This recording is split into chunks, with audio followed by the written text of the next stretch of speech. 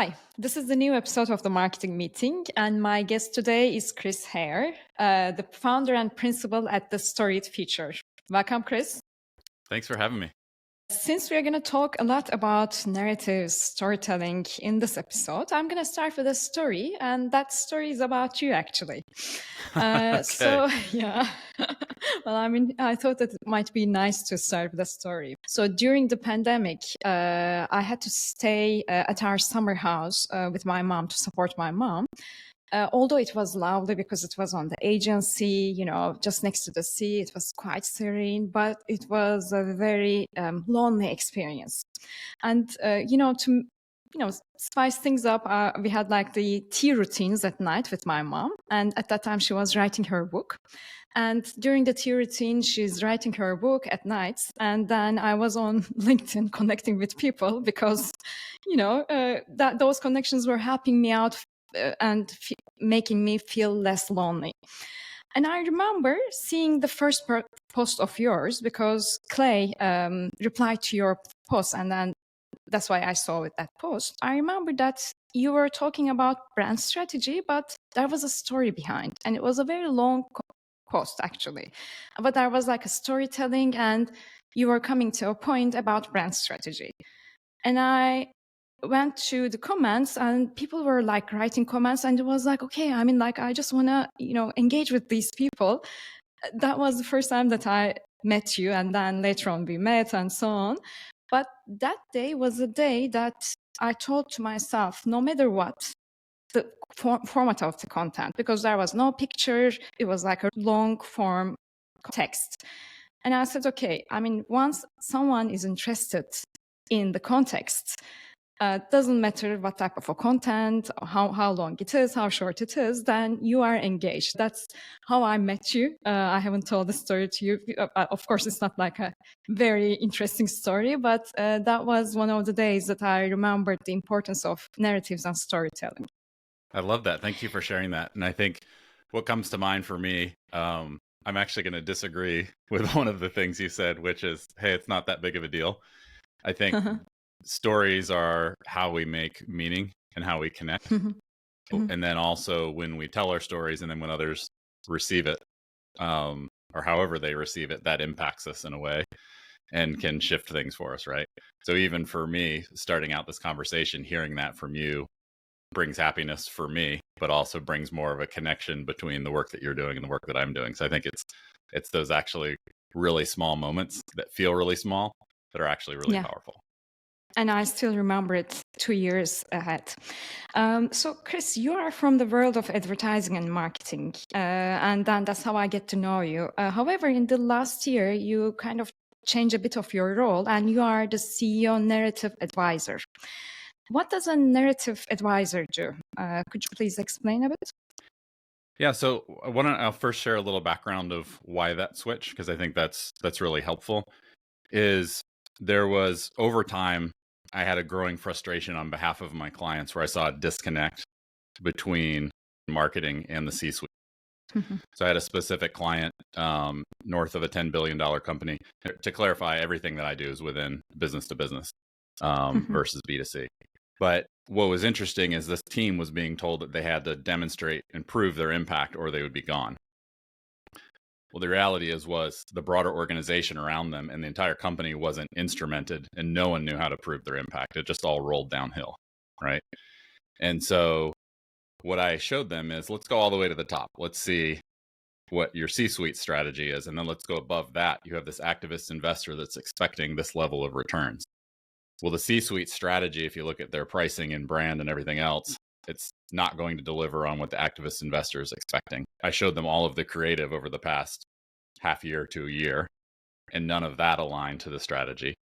And then showed what the team was doing, and it was all of these disconnects, right? And so provided a path of how they could start to have conversations around moving toward alignment, and nothing happened. And well, something did happen. The team ended up lots of people got axed, right? And so for me, that was that frustration that had been growing over years on behalf of my clients, where there was just this constant disconnect across groups, right? But then I compared that to when I worked with and I know you've heard me tell the story, but of this mid-market distributor that had been really disrupted by big e-commerce, and seeing how having a single narrative that was a manifestation or translation of the business strategy was actually transforming the company. And so I had a conversation last year with the CMO of a company, and I said, "Tell me how you define narrative." And within 4 to 5 minutes, she had 4 to 5 different definitions. She's like, "Well, it's the product narrative, and then there's the brand narrative, then there's the narrative we all use to get excited about, when we have this rollout." And so I think that's one of the challenges is the definition. How do we define strategy, and how do we define narrative? And they're all defined in different ways, which is part of the challenge. So within ourselves as humans, we all have lots of narratives bouncing around, and those Exactly. narratives are formed by stories, by experiences that we've had. And then within a company, there's an understanding that there needs to be a narrative, but there's battles around who owns it, right? Or just an uncertainty around who owns it. And then a lot of strategy, as you know, far better than me, ends up being planning versus a strategy and that sort of thing. So for me, back to your question, a CEO narrative is really around there's one strategy for the business. We don't have a bunch of different strategies. And then how do we align all of our stakeholders from the board to the front lines, and then our customer and everyone else around a shared vision of the future? And so it's this, what's that differentiated vision of the future? I call it future gravity, because you're going to, it's not like, hey, we have a really cool tagline and everyone's going to get excited and they're all going to want to move to this future, right? So where I work generally is in transitions and transformations. So there's tons of complexity. There's lots of lack of alignment and Yeah. there are a lot of moving parts and pieces with people who will potentially likely sabotage even where the company is heading, or create, put on the brakes a lot, right? So how do you move all of these people and parts and pieces? And so understanding, in terms of what I do, it's understanding what each of the parties wants, and then creating this future gravity. What's a differentiated world where everyone doesn't win, but has the opportunity to win, and presenting that in a compelling way. But it's not just a warm, fuzzy feeling. It's a manifestation of, okay, now here's the strategy. And Roger Martin says strategy, I just wrote down the quote, it's not a long planning document. It's a set of interrelated, powerful choices that positions the organization to win. And so then there's this differentiated vision of the future. And then the steps to get to that future are the key pillars of our strategy. And then from there, we map out that path and then drill down into, for each of our audiences, how do we message that to them and help them get there? I would like to understand the framework a bit, but before that, I see that one of your clients said that I won't pursue any strategy in the future without having the narrative clearly identified. Why do you think the narrative is so important for strategy? Because this is a very unique and bold statement. Yeah. So if you boil down, kind of again, going back to Roger Martin and Jennifer Riel, and they talk about, and A.G. Lafley, I believe, they talk about strategy is where to play and how to win is the simplified version of it. Where to play and how to win. Yes. Yeah. And so recently I had a conversation with a marketing leader at a company who the company was struggling, and the C-suite was largely net new, had been brought in to turn things around. And she was tasked with building the narrative. And she'd been asked by the CMO, and the CMO said, I own the narrative. I want you to go build it. At the same time, the CEO came and said, I own the narrative. I want you to go and build it. Right. And so you see the conflict piece, but her conundrum was, we don't have a strategy as a business. Right. I had a conversation with Jennifer Riel from IDEO recently, and she said, well, not having a strategy is actually a strategy, because it's about you've made choices as a business. You may not have defined it, and you may not have clearly communicated it to everyone, right? But I think, at least in the areas where I live, there's a lot of confusion and conflict, and oftentimes fear. So if you go back to the distributor example, their brands that supplied them were overwhelmed with the 100 plus marketplaces they were trying to manage. They as a company were going through digital transformation, which can be a shock to the system for a lot of people, and they don't know how to respond. But they also have their own .com now, and they're selling, and now their retailers are freaking out and calling their SVP of sales 15 hours a week and saying, you're going to put us out of business, right? And so if you're in that environment, if you don't understand strategically what each of these businesses and stakeholders and your employees, what everyone is trying to accomplish, and then you don't know where your business is heading, your narrative, it's really the cart before the horse. Your narrative becomes a warm and fuzzy thing, but it's not anchored into that strategic choice or your strategic choices.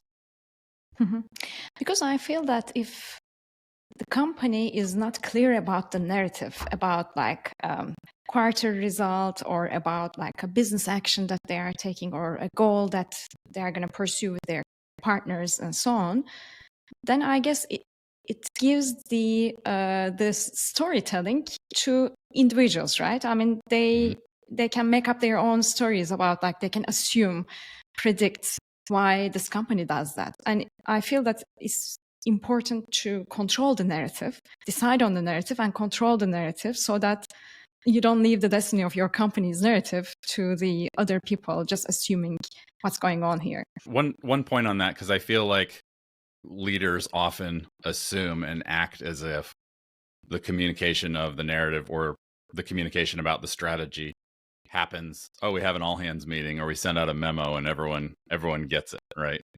And you look, MIT Sloan did a study, and I think it's 28%, only 28% of senior managers and executives could name more than 3 of their strategic priorities. That's terrifying, right? It doesn't mean executing on them. It means just recall them, right? And that's their job. That's their job, right? And then you think about people further down the line. And so I think there's an idea of, there's this vacuum. There is no narrative. And so we need to create one. But as I mentioned before, and exactly what you just said, is there are countless narratives going on with an organization, and they're crashing into each other and battling against each other. And your customer as well has a narrative going on in their head. And so it's, how do you understand what those are? And you're never going to understand all of them, right? But directionally, how do you understand what those are? And then put one out into the world that's going to be the manifestation of your business strategy. Just a recent example that I had this morning and yet last night. So Nike is expecting, my past company, they are expecting to cut quite a lot of costs in over the next 1 year, 3 years actually. And then since I went through the PR release and the statement and so on, since the narrative was not so clear, that everyone is talking that they're going to cut from the stuff. Yep. And what's going on, and the stocks really declined and so on. And I talked to 3 people, and they're like, okay, we know what's going to come up. They're going to just send the employees, like cut the employees and so on. So I recognize there that if the narrative is not clear, why you are doing it and how you are planning to do it, at least just an idea, then people make these very fast assumptions of what's going to happen to Nike. That was an example from this morning on my site. Yeah, and I think a bad example, a good example of a bad execution was Splunk just a month or 2 back. They had, I believe, their second layoff of the year. And there are a number of factors from a narrative standpoint, because oftentimes narrative is also what you don't say, in the same way that strategy is what you're choosing not to do, right? But it was the exact same email as was sent earlier this year. It sounded almost like it was written by AI. It's what one of the journalists that wrote about it said. But the CEO only changed a few words from the one in January. But what was interesting is the way that he framed it was as if it was a narrative, this future manifesto. So the subject line was something to the effect of the future. And he opened the email the email opened with, we're creating this future together. And then the next he hard pivots to, but without you. And then he also talks about, it's about the shareholders, right? but it's not. So it's immediately your lead with this future, which people want to know what the future is, especially when there's all this uncertainty. But then, sorry, you're not a part of that future. So you imagine what that does. As a leader, you have to make difficult decisions, but you imagine what that does culturally with the people that even stay. Just, okay, when's the next email that sounds like it was written by a robot? When is that coming, right? And anytime you hear future from the CEO now, you're thinking, oh, here we go again, versus how do we actually build the future?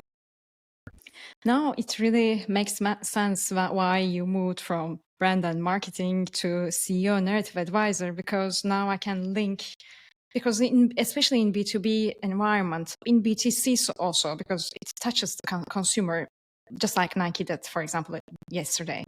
But the CEO is also doing marketing at the end of the day. It's affecting the brand, and it's brand marketing at the end of the day. So that's why I think it's quite crucial. But when you are working in projects, so I'm going to move to how you work with brands and with companies.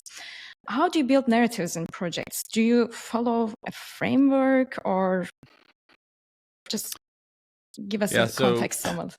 So what I tell my clients is, Twyla Tharp has a great quote. Are you familiar with Twyla Tharp?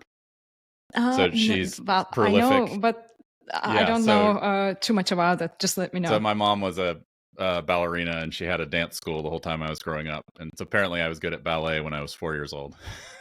Not anymore. That's an interesting story. But Twyla Tharp is a prolific choreographer, and her book is The Creative Habit. And she talks about this idea that as creative people, we think we want unbridled, no boundaries, right? And in order to think outside the box, you need a box to begin with, right? And so there is structure when I do these projects, but it also, in the moment for the client, I think can feel chaotic, because essentially what I'm looking for is what I call atomic stories, but I'm looking and going and talking to people in the warehouse, to customers, like, with a radiology practice, I went and did a secret shopper MRI, medically necessary, but to see how the front line aligns to, what the C-suite is saying, right? And so it's, how do you gather all of these inputs? And then, of course, if you have, research and looking at their sales and marketing plans and why they lose deals as a company, and what are their competitors doing, looking at all that stuff. But in terms of actually building the narrative, so we take all of the inputs and then look at the overlap between what each of the stakeholders wants. And the goal is not to make everyone completely happy. That'll never happen. But understanding what are their shared goals and what are their shared values. And then also looking at ways where they've actually overcome constraints to innovate or to drive growth or whatever. So I think for me, there's two places where it's, in my mind, really hard to build a narrative, or a strong differentiated narrative. One is when you have a gigantic global company that has acquired companies. And so their narrative is at 100,000 foot level, and it says something fluffy that any company in the world could say, right? So that's a challenge. The other one is when there aren't strong human-centered values that because of those values, you're choosing to give up market share potentially, or you're choosing to, so I'll give you an example. With going back to the distributor, one of their ways that they manifested their value of integrity, and again, no one in the world wants to hear that you have a value of integrity. You better have a value of integrity. But the manifestation of it was what they called pricing integrity, which means we will never underprice our retailers, because we have a belief that they have over the decades and will continue to play this timeless role in the supply chain. So we're going to honor that and protect them in this way, right? But with a distributor, there's only so many ways. You have thin margins, and there's more and more constraints over the last several years with supply chain and all of that. And so you can make more money by cutting corners, but if your values constrain you, then you have to innovate, you have to partner, you have to take on these other things. So in their case, one of the things that they did was they partnered with a competitor and delivered more value to the customer, and they both won, right? So I look for those kinds of things and gathering those kinds of stories. And then once you understand where the differences and where the sameness is, then building narrative territories of these are territories that we can potentially push into. And then once one of those is selected, then building out generally the kind of North Star deliverable is a pitch deck, but it's very, very story driven and very visual. And people often say, well, what's the narrative for this audience, the narrative for that audience? And in my mind, if there's one strategy, what's the one narrative that could be delivered to most of your stakeholders and they would get it, right? So early on, and I still use this a fair amount. So Andy Raskin had an article years back, I believe it's called The Greatest Sales Deck Ever. And it was his observation of Zuora and their strategic narrative that they build. And so it was really around, okay, naming a change in the world, this shift that's happened, and then saying because of this shift, there will be winners and losers and give examples of those. And then here's this future state, and here's the way to get to this future state. And then that maps to what you offer as a company. What I've started to encounter is, so I had a client, a waste to energy client, started working with them about a year ago. And the more complex things become, oftentimes the harder it can be to fit in a framework. So, and so in this case, it was this incredibly crazy complex situation where the narrative actually had to extend out, potentially 5, 10, 15, 20 years or longer, right? And that can happen, especially when you push into like new energies and things like that, where you have these really big narratives. But there's this complexity in all these moving parts. And then also in this case, it had to honor who the founder was and honor his unique story and his journey. And so in that case, I used elements from that framework, but it largely had to be bespoke because what we uncovered was this atomic story that was super powerful. And you really have to build around the story. And so really at the end of the day, the things you have to know is what's the future state? What is it that each audience wants? And then how do we emotionally and cognitively move them from here to there? I love the book Made to Stick, that idea that they talk about around creating a gap for people between where you are and where you want to go. I think that piece and honoring all of those elements is more important than a framework, although a framework can be really helpful. I would just encourage people not to be married to a framework, because for me, it actually felt uncomfortable when I had to break out of, well, the framework, it's not easy, but it's color inside the lines. And so I think it's really about understanding where it needs to go versus this framework. And then the other piece is also recognizing, especially on the B2B SaaS side, everyone is trying to create a movement. Everyone's trying to create a category. And I've become more cynical, as you can tell, about that. And I don't think, and it could just be also because I work focused more on transformations versus I don't work a lot with startups. But I don't think there always has to be this massive, we're creating a new category, right? And you see it with all these unicorn companies that are battling out and trying to own this territory and things like that. And it can work, and some people do it really well, but there's my cynical take. Well, I have a question from that cynical take, because it just sparked a question in my mind.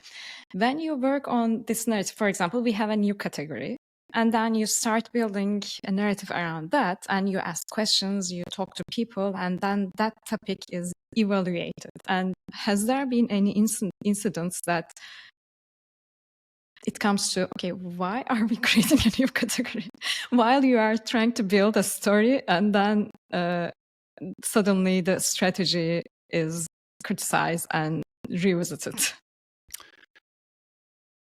Yeah, so the only scenario that I've run into was more based on multiple people trying to own it and trying to get credit for it. and also not understanding what the role was. So I had a scenario where we were working, or we were asked to work on the narrative, and then a new CMO came in, and they immediately said, 6 weeks from now, we're going to have this lightning strike moment, and we're going to have this narrative that just blows everyone away in the industry. And this is going to be it. Right. And then if like I predicted it and I knew it wouldn't, but we gave them, potentially what that could have been. And that was more of probably like closer to a large campaign narrative. But what it ended up being was they wanted to own it. And so it ended up just being, at the end of the day, it was kind of milk toast that was served up, and it wasn't this big moment of what they're expecting. As expected. and it didn't maintain over time. So in my mind, and I feel a tension here because I've shifted a lot. I'm starting to shift and grow into more around kind of being really agile and experimenting. And I think particularly that applies to storytelling and helping leaders and people within organizations tell their stories. With the narrative, once you do the hard work and work the process, part of why I bring people into it and bring different leaders into it is that the process should help people buy into it, at least the people who are going to be leading it, right? Not everyone's going to, like I said before, not everyone is going to buy into it ever, but it's helping each person feel like heard and seen and loved, if you will, in the process. So as we go through the process, each person who's contributing is seeing quotes from and their perspective and their insights and their stories surfaced in these leadership meetings so that they're brought along. But when you get to the narrative, it should be something that maintains over time and has a really long shelf life, and shouldn't be, because it's core to who you are as a brand and because it's core to the problems you're solving, it shouldn't change in a year or two. It doesn't mean it won't get refined, but if you're thinking far out of this future that you're creating, it's based in your values and what you uniquely do as a company. And yes, it can evolve, but I think it should be built so far out that it doesn't have to change all the time. Well, I mean, I can clearly see that if I was working at a corporate company still, because we had all these long strategy sessions with the sales, retail leaders, and also the CEO on top at the same room for hours and hours. And I can already see having you on that, creating the narrative together, because it's not only, as you said at the very beginning, it's not only about the narrative that you are telling to your clients, it's also how the team is getting the strategy. If they understand it and if they get the story, then it's easier to apply it, because the story is something that we all embrace. And it's just like it's making a justification in our minds to follow that and to remember that. Otherwise, it's just like a few nice words written on a one-page strategy document, clearly outlined and quite polished creatively. Yeah, I appreciate that, and I saw a LinkedIn post this morning from a CMO, and it kind of maybe it's kind of scared me, because essentially it was a year in review, and it was all cool stuff, and it was shiny stuff, but it was awards and flashy this and these things that we built.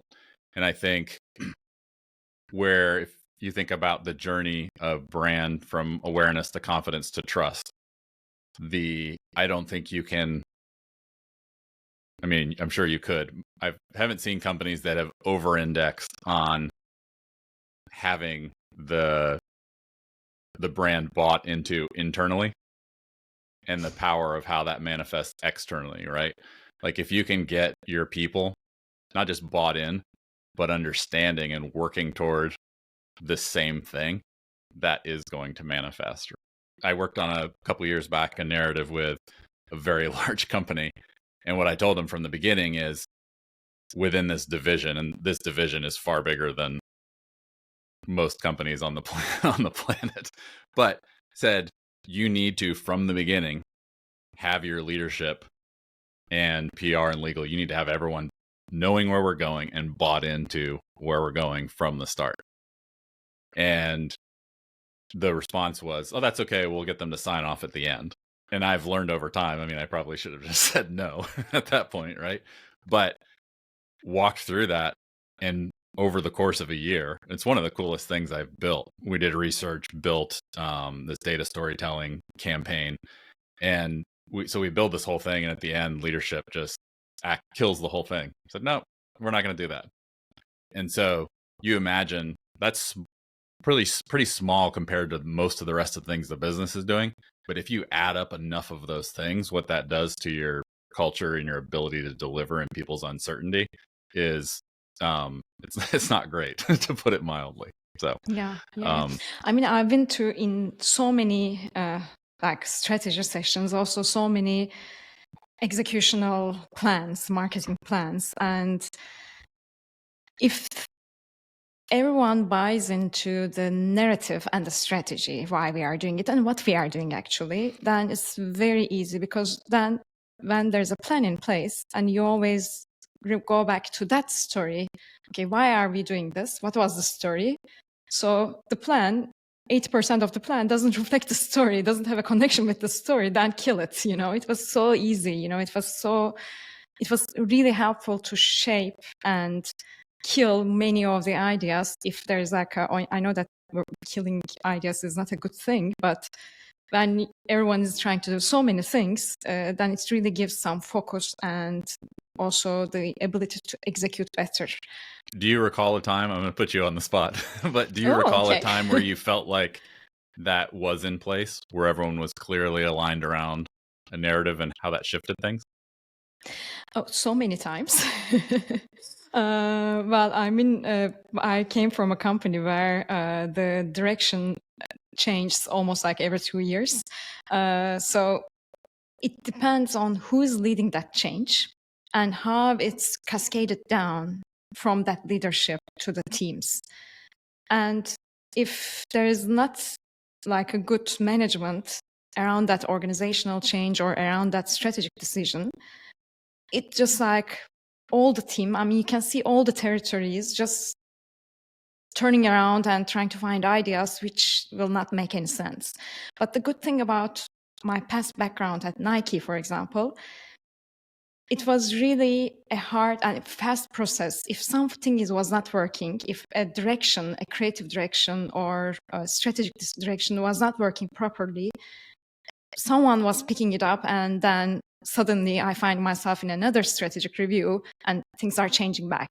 So although they were quite big, it was really fast to change directions when something was not working. I clearly saw at least, I think, 6-7 seasons where the narrative was not there and the strategy was quite blurred, and we were spending really tons of money to the waste, trying to do some stuff which didn't matter. And then later on, a few years later, we remind ourselves, okay, did you remember we did this? Can you believe that, really? Yeah, I've been in that situation so many times. But I think that goes to what I was talking about before, just around the bigger you get. I mean, Nike and all that they're doing is incredibly complex, right? Yeah, and things are just shifting. And so I think that the bigger it gets, it's kind of obvious, Captain Obvious here, but it gets that much harder. Yeah. But that's why all the geo teams are in place. They are purely focused on the strategic piece. How do we make sure that the strategy is right and the narrative is right and the teams are getting it? Because otherwise, if the geo team is not doing the job, then it's all about a mess at the territories. They are just like doing their own thing. Yeah. And it's then at the hands of some individuals at the country teams doing their own thing. So I want to move to the final part, which is like a little bit of a wrap up and a quick stories, not stories, but quick questions about, as a business owner, I always ask this question to other business owners. You are running your own company for 7 years now, right? Or more than 7 years? About that. Yeah, 7 years. Yeah. Can you share like your top two, three advices that you can share with people planning to start up their own company? Get the business model right, number one. Narrative right also. Yes. So I would say my internal narrative shaped my business model to my detriment. And I would actually say I had an exchange on LinkedIn earlier this week around purpose and versus business model. And so I started with purpose. And so for me, coming from the agency side and then brand, I saw how much toxicity and poor culture and other things impacted creatives. And so my goal was to create an environment where creatives could do their best work and be free from that. But what I ended up doing was creating an agency, and I'm not an operator. So that was mistake number one. So I ended up trying to create an agency. And then the work that I was doing, so my narrative drove me to make that decision. Then I pushed back against another narrative in the world, which is within B2B, that Gartner said in roughly, I think, 2015, that enterprise companies needed to create content factories. So the quality that was coming out, it was about volume and velocity. So these agencies would call me and the brand would call me and say, hey, can you work with the agency because the content sucks? But the problem was the model was broken. So then my narrative led me to believe, I saw what was wrong with that. And then I said, okay, well, I have this process in this way that's differentiated, but I was essentially selling Bugattis to people who could only pay for Jettas, right? So I would occasionally find people that would pay for a Bugatti, but the entire system was set up for Jettas, right? And so I'm trying to market and sell into that world. And so again, because I saw the narrative was wrong, I continued to push into that business model, right? Until the economy over the last couple of years, where those big tech companies' budgets went away overnight. And it's been painful, but that was actually one of the greatest gifts, because then it caused me to, one, understand where my true area of focus and where my superpower really is. And then finally stop avoiding my own strategic narrative. So a friend of mine, Eden, I met with her and she's like, you need to work on, your strategic narrative. And that was one of the first times I met her. And in my mind, I said yes, but in my mind, I'm like, oh, I'm an expert at this. I don't need that. But once I finally got that clarity, so for me, the Storied Future is now creating a future where leaders get to the finish line and they're not just proud of what they've built, but how they've built it, who they took with them, who they became in the process, and then using storytelling and narrative to help them get there. Once I figured that out, it was just like gravity, just everything seems to be aligning around that. And my messaging has become that much more clear. My offers flowed right out of that. And it's like, again, it's almost just attracting people, right? And it feels like that some days, but then I also look at how much work I've been putting in as well. But I think, and I'm actually going to be doing a podcast episode in the new year around business models. And so if you're a creative person launching out, that can feel like the worst possible thing. Like, oh, I need my freedom. I need to get away from the man or working for big corporates or whatever. But getting the business model right. On the flip side, I'm going to sound like I'm contradicting myself and would say also be open to, when you're starting out and even 7 years into it, you have, depending on the size, but in general, you have very little data to work with or very few inputs to work with. And so experiment in an agile way. And Herminia Ibarra talks about experimenting with different possible futures. And don't expect that those futures are going to feel comfortable. Like, I think of it as bespoke shoes. If you have the best shoemaker in the world, those shoes may not feel totally comfortable when you start wearing them. And that's okay. And you push through that discomfort. And maybe they never fit you right or feel right, but maybe they break in and they feel like the best thing ever. So experiment, but then also don't draw conclusions too quickly. I'm on the 5.5 years milestone. Not a milestone, but like 5.5 years with my company. But it really relates to me. And someone yesterday was asking a similar question to me. She's hoping to build her own business, and it was the same thing. I mean, people don't need to know what you are going to do, what exactly you are going to do, what you have decided, but at least just have an idea and then just tell them that you are doing this. And on the path, you're going to decide how you are doing it or why you are doing it or so on. And so like business models, I completely agree with you. And I'm also in that reflection moment of those business models that I'm trying to forget my old narrative and trying to embrace a new narrative on my side. If you could recommend one business book, what would it be? Tough question, right? Well, the one that actually just came to mind was one that I haven't read. I think it's called Business Model Generation. I can send you the link.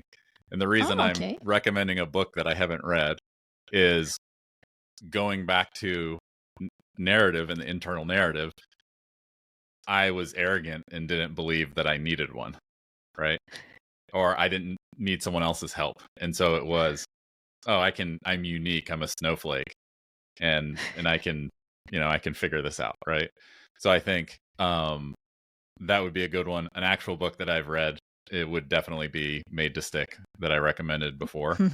I've used some of the tools in there before to really great effect. And so yeah, that would be one I haven't read and one that I've read. Nice. So final question is your favorite coffee place in Seattle, because I'm interested in coffee a lot and Seattle is the place for coffee. So I'll tell you my least favorite coffee place and then I'll tell you a favorite. Good. Nice. So I once went to, I won't tell you the name of it, but there was a French bakery in Belltown in Seattle. And I remember going in, this is years ago, and I ordered an Americano. And the woman that was working there leaned in really close and she whispered, "Sir, I am so sorry. Our owner is French and we are not allowed to serve Americanos." I'm like, "That's fine. I will never come back here ever again." Let's see. Let's see. Yeah, you can share the name. I mean, this is like a I think I forgot. Free environment. Yeah. Anyway. Let's see. It would probably actually be right down the street. Actually, it is right down the street. So our friends, we live out in the country, about 30 minutes out of Seattle. I'll tell a quick story because this is one of the coolest things that's ever happened in my career. So there's these two women that for years, 10 years, wanted to open a community coffee shop in our town. And the way that infrastructure is set up, it's almost impossible to open something new. And they didn't have any money and they had little kids. And then a third friend came in who was the coffee expert. So they could build the community, but they needed the coffee expert. And so she came in and they started building this. And they thought this coffee shop was years out. And they found this building, and it's this adorable historic building with, this beautiful porch that you can sit out on the rockers. And it's just this really old, cool, historic building. So there was a contest with Chip and Joanna Gaines and their TV show. And they said, "Hey, if you submit a video with your story, whoever we pick will fund your dream." Right. So they said, "Hey, Chris, will you make this video?" And I'm not, DP or videographer. They said, "Will you shoot this?" And I said, "I have too much going on." And they said, "Well, if you could just shoot the interviews, just shoot them on an iPhone, we'll be fine." So shot the interviews. Then afterwards I thought, I've got some cool ideas for some B-roll. I'll shoot some B-roll. And so I shot that. And then I'm like, somebody else is going to edit this. It's not going to be that great. So I'll edit it. So I turned it around in like 24 or 36 hours or something. And it wasn't a great video. It was very kind of cute, small town, but it was done in iMovie. I'm not an editor. So they do it. They apply. They don't win. I didn't think they would win, but they don't win. And months goes by. And one day this dog shows up in our driveway. And my daughter goes out and looks at the collar to see where the dog belongs. And, it's these people who live around the corner. So she walks the dog over there. and starts talking to the wife. And the wife says, thank you for bringing the dog back. This is the coolest town. We just love living here. People are so nice. She's like, did you hear about those people that are opening that want to open that coffee shop? Well, my daughter was scrolling on Facebook the other day, her grown daughter, and late one night, and she found their video on there.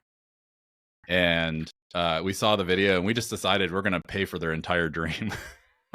So they literally bought the entire property. I think they paid to remodel the entire thing. It's the family that owns the they do the Treehouse Masters, the TV show. And so they literally made the whole thing come true. So instantly now they're like, whoa, the dream's coming true. We got to open the coffee shop. And now it's thriving. And it's this community center and whatever. And like, that's one of my proudest moments. And it's just like very, very close to your house. Oh yeah, it's walking distance. So yeah. Oh, nice. But I like that. We started with a story that it was about you and I was telling the story. And then we are ending it up with a story that is about your neighborhood and like a coffee shop. I like it. So I think this is a nice episode to close the year, at least. Well, yeah, this is an absolute blast. I really appreciate it. Yeah, thank you so much for joining, Chris.